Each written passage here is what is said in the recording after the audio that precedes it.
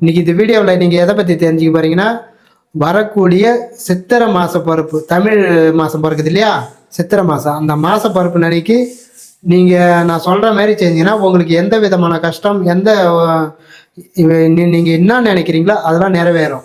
நான் சொல்கிற மாரி செய்யுங்க. ஒரு 3 பரிகாரம், ஒரு 4 பரிகாரம் அளவுக்கு நான் சொல்கிறேன் நான். நீங்கள் வந்து நான் சொல்கிற மாரி கோயிலில் போய் செய்யணும். நான் சொல்கிற மாரி செஞ்சீங்கன்னா எதுவாக இருந்தாலும் இந்த பரிகாரத்தில் வந்து உங்களுக்கு எப்படியாப்பட்டது இருந்தாலும் இது நிவர்த்தனை ஆகிடும். நான் சொல்கிற மாரி செய்யுங்க. என்ன பண்ணுறீங்க, இந்த சித்திரை மாதம் எப்போ பிறக்குதுன்னா, வரக்கூடிய திங்கட்கிழமை அன்னைக்கு பிறக்குது. திங்கட்கிழமை 2025 4வது மாதம் 14ஆம் தேதி இங்கிலீஷ் அன்னைக்கு இந்த சித்திரை மாத பிறப்பு பிறகுது.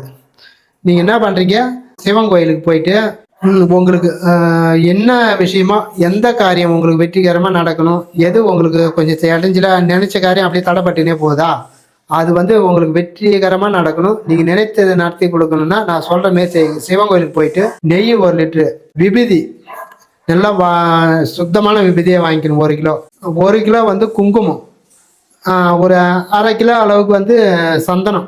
இந்த நான் சொல்கிற இத்தனை பொருளும் வாங்கி போயிட்டு சிவன் கோயிலில் கொடுத்துட்டு நீங்கள் என்ன வேணாலும் வேண்டிக்கலாம். உங்களுக்கு எந்த கஷ்டம் சூழ்நிலை, எந்த விஷயமா நீங்கள் வேண்டுறீங்களோ, இந்த காரியம் நடக்கணும், இது எனக்கு வெற்றிகரமாக முடிச்சு கொடுக்கணும்னு நீ சிவன் கோயிலில் போயிட்டு சிவனை பார்த்து வேண்டிக்கலாம். வேண்டிக்கினா அவங்க அந்த கோயிலில் வந்து பூசாரி ஐயர் யார் இருக்கிறாங்களோ அவங்ககிட்ட இந்த நீங்கள் வாங்கி போன பொருள்லாம் கொடுத்துட்டு இதை வந்து நீங்கள் யூஸ் பண்ணிங்கன்னு சொன்னால் அவங்க யூஸ் பண்ணுவாங்க.